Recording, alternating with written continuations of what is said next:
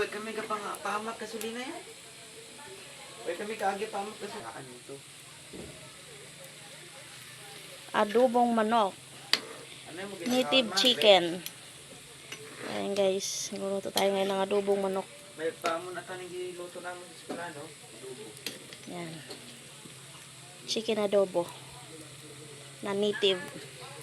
Bisaya na manok guys. Ayan o. Bisaya na manok.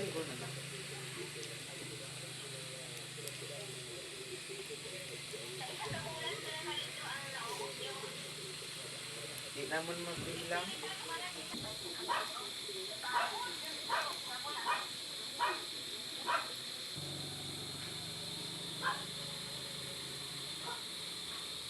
Chicken adobo.